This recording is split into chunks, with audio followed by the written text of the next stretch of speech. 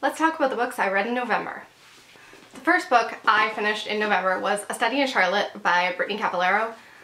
This is a tale about the descendants of Sherlock Holmes and whatever Watson's first name is. This is a story about Charlotte Holmes and Jamie Watson. And they go to the same school, they kind of get framed for murder, they decide that they have to solve it. I personally thought I was really going to like this book. It sounded right up my alley. I've read two other books kind of similar to this where they're like high school mysteries, and I liked them a lot more than I liked this one. I found this very middle of the road. I had a really hard time getting into the writing. There's just something about the way it's written that my mind couldn't process properly because it just was broken up really weird, and there was strange pauses in places that didn't work for my brain. I also thought this was supposed to be like a very slow burn romance, whereas I found they kind of start flirting and stuff right off the bat, which kind of threw me off. And I think the thing that bugged me the most though about this is the ending is so obvious. They keep information from you, the reader, because they don't want you to figure out the ending, obviously, and like the whodunit of it all. But as soon as you have that little piece of information that you're missing, it's the most obvious thing in the world who's committing these crimes and who's framing them for murder. And the fact that Charlotte Holmes is supposed to be like this incredible genius, and she has this information and doesn't know who the killer is the entire time, is so annoying. So I just felt like that was a huge flaw, and overall, I just didn't love this book. I don't even know if I would continue on with this series if I didn't already own the second book. But because I own the second book, I'm gonna give it a chance, and hopefully I'll like it better and want to continue on after that. But who knows. I gave this 3 stars. The next thing I read in November was Every Heart a Doorway by Seanan McGuire. This is a novella about a group of kids who go to this special school for children who have gone through portals. So think Narnia or other things of that nature. They've now come back and they have to kind of acclimate to the world again. Their parents all think they're nuts, and so they send them away to this school to become better. But the person who runs the school has also been to a portal herself, and so she kind of knows what these kids are going through. I enjoyed this first book.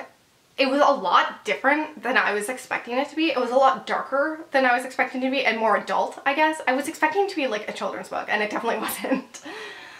I enjoyed that there was a murder mystery element because for me it made it easier to slip into this world because I'm used to murder mysteries. That's a lot of what I read, a lot of what I watch. I'm not usually a fantasy girl, and so I thought this was going to be harder to read than it was. So that was nice. What I do think is weird is that it started off with a character who had been to a portal fantasy that was so strange and not happy, and especially all the people that she becomes friends with, they all seem to have gone to portal worlds also that were not happy and not pleasant to be in, so that was kind of strange. So you spend a lot of time wondering why these kids would want to go back to these worlds that seem so terrible.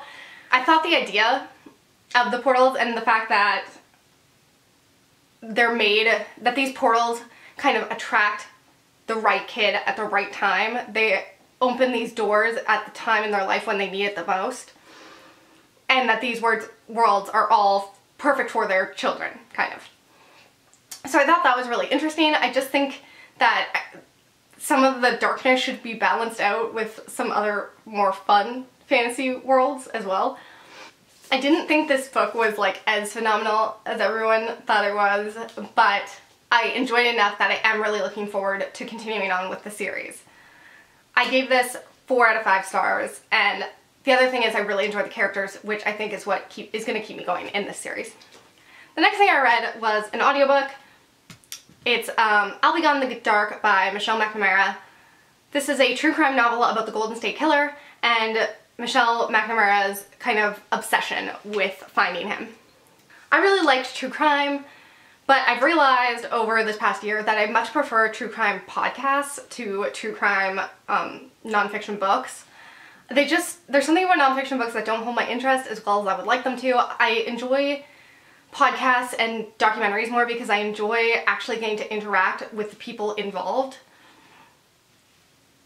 I did think that Michelle as a person was a very interesting character. Like, she's not a character, this was her real life. But it was very interesting getting to delve into her mind and her obsession with this, and I liked all the little anecdotes about, you know, her being on a red carpet with her husband Patton Oswalt and then like being on her phone investigating different things about this serial killer. And I thought stuff like that was really cool. But other than that, like, I just didn't get a lot from this. I didn't mind listening to it, but it didn't blow me away or anything, so I gave it 3 out of 5 stars. The next thing I read was The Devil by Ashley Jade. This was a book I picked up a while ago and DNF'd at 50%. And then one day I was just bored and I was like, I need to finish some books.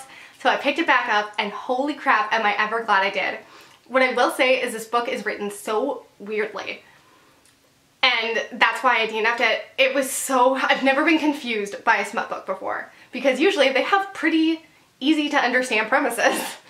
But this one was so confusing that I just didn't understand what was going on at any given point, really. But it totally turned around at the 50% mark. There are 3 characters in this book that are important, but you really only meet 2 of them for the first 50%. You spend a lot of time with Eden and Kane. Eden is, I believe, like a 19-year-old girl, something like that, and Kane is her older stepfather. Her mother's died, and now there are some like attraction between her and the stepfather, and it's all very taboo. But honestly, I didn't give a crap about any of it. I don't like her as a character, but he is very interesting. And then I went on to the next 50%, and most of the next 50% takes place in the past between Kane's character and a different character named Damien, and they were 2 boys who went to high school together, and it got intense. I loved the second 50%. Damien and Kane as characters were just incredible. The vibe with this that I get is very much Cruel Intentions, which is like one of my favorite movies ever. It just has this like salacious, over-the-top crazy thing going on. It's all, the entire book's about taboos, and it's just really interesting, and I ended up loving it. I've already read the second book because it's a duet, and it's just that I think I like this book, the first one, more just because I really like the dynamic between Damien and Kane. I think it's so phenomenal, but I don't want to say too much and give stuff away because like it's so good. It also reminds me of something like Ryan Murphy would create, like, because he did like Glee, Scream Queens, Nip Tuck. It definitely reminds me of like a Nip Tuck sort of situation. It was good, and if you like taboo shit, you should read it. I gave it 4 out of 5 stars. The next thing I read was First Debt by Pepper Winters. Now, I read whatever the first book in the series was called last month. I can't remember what the hell the series is called. Indebted? I don't know. Debt Inheritance? I think it's called Debt Inheritance. I read the first book last month and I absolutely loved it. It was giving me everything I've ever wanted in smut, which is just, I want a bad dude doing bad things and like not giving a shit about it. Which is terrible, but that's just what I want. This book kind of takes away all that, and I hated it. This is something I will always hate in smut, is when they do the dual perspectives, because I almost always feel like the man's side is not written well.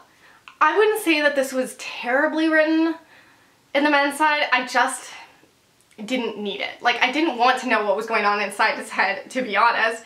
I'm fine with dual perspectives when it's not dark romance, but when it is dark romance, like, I don't need his justifications for like why he's doing the things he's doing. I just don't.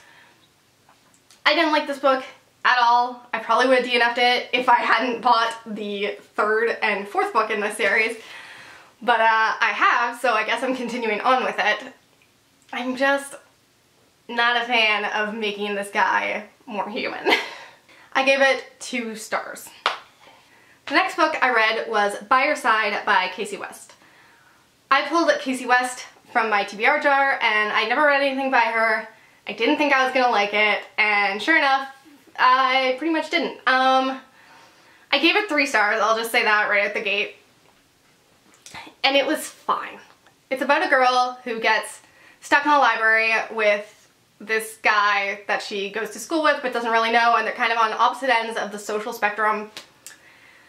And that takes up about 50% of the book, and then the other half is kind of once they get out of the library and they have to like go back to school and whatever and continue on. There's also some other stuff that happens that she has to deal with as well. But overall, I just felt like, especially this first 50%, I was looking forward to the stuff in the library. That's the part I wanted. And that was the part I ended up hating about this book because it was just so cliche. Like, I could have predicted some of the lines that were coming out of their mouth before they said them because I've just seen them and heard them so many times in so many, like, romance between teenager type of things where, you know, the one character's like, you don't even know me. I found her character really annoying and obtuse, and his character, I didn't even really understand why she liked him. Like, there was nothing that charming about him. I actually ended up liking the other love interest more. So there's that. I enjoyed that they didn't make any of the female characters into villains. I also enjoyed that the other love interest was not made into a villain either, because I feel like that's so easy to do in high school type books. So at least those things weren't cliched, but yeah, I just felt like too much of it was stuff I've already seen before. So I don't think I'll be reading more of Kasie West. It's just not my sort of thing. The next book I read in November was The Wife by Alafair Burke. This book pissed me off so much. This book is a thriller about a wife whose husband gets accused of sexual impropriety at his workplace where he's a teacher. And a lot of it at the beginning felt so timely, and so, you know, because of the Me Too movement, it very much reflected that, and that was clear, like, that it was trying to bring that sort of conversation up. And of course, like, the wife believes her husband at first, and then, like, more things come out, etc., etc. I was loving this book so much. It was keeping me on the edge of my seat. I was super addicted, totally loving it. And then the ending came, and I hate it so much.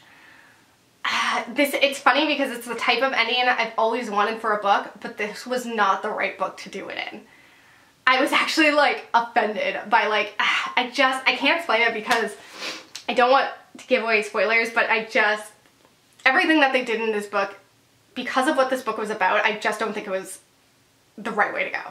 There was also pacing issues. There were also just, like, too many plots. There was just also too many plots and, like, threads that didn't really go anywhere or add anything to the story. The main character had this entire background and backstory that felt kind of unnecessary as well. It was just, there was a lot smushed into this book. But I could have dealt with all that if it wasn't for the ending. The ending really pissed me off. So I ended up giving this book 2 out of 5 stars. It maybe deserves 2.5. Eh. I would read from Alafair Burke again. I actually already bought The Better Sister on ebook, so I will read from her again and whatever. I can't suggest this book. The next book I read in November was Forgive Me, Leonard, Peacock by Matthew Quick. This is a book about a guy who decides that he's going to kill his old friend and then kill himself. This book was very complex. You get a lot of different feelings while reading it because this character isn't a likable character. He does a lot of pretty unlikable things throughout the book that you can't excuse away and you're not okay with, but while seeing that, you're also learning about these terrible things that he's gone through in his life, and it's just difficult. I don't even know.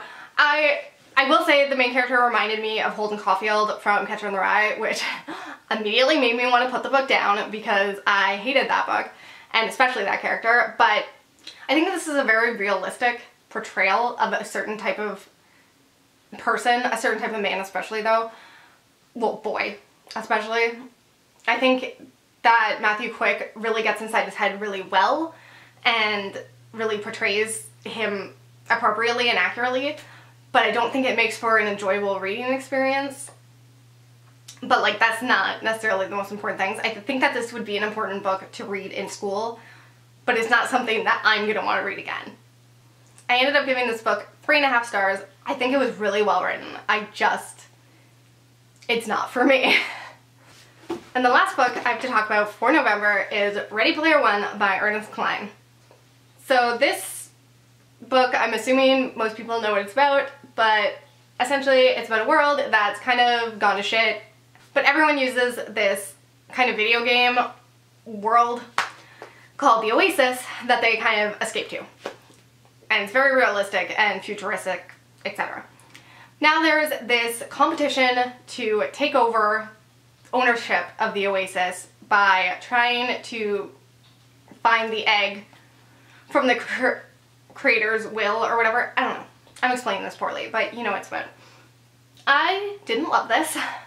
I dragged my way through it. It wasn't terrible. I will say, like, the beginning I hated. And then as I continued on, it got less terrible. The references are a lot, and it's annoying as hell. I'm not someone who knows a lot of 80s references, so all these flew over my head, and I don't know if maybe I would have liked it more if it was more in my area of expertise when it comes to pop culture, but probably not. I still found it just to be unnecessary, even though I know it's a book about love of pop culture, but it's a lot.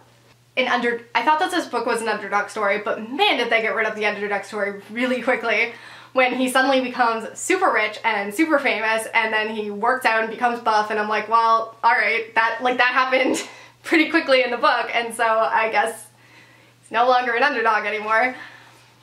So that was disappointing as well. I felt like the pacing was kind of weird. I felt like I just didn't really care. Like, there were no stakes. I understand that the Oasis was important to these people, and I get that, but like, even if he dies in the game, he's not going to die in real life. There was only stakes at one point, and then he just like fucked off and hid, and then like, there were no stakes after that. So, it wasn't my favorite. I think I gave it 3 stars, which like, it just wasn't for me, once again. This wasn't the best reading month, to be honest. Those are all the books I read for November. Hopefully I'll read more in December, but I highly fucking doubt it. Thanks for watching this video, and I hope you'll come back again soon. Bye.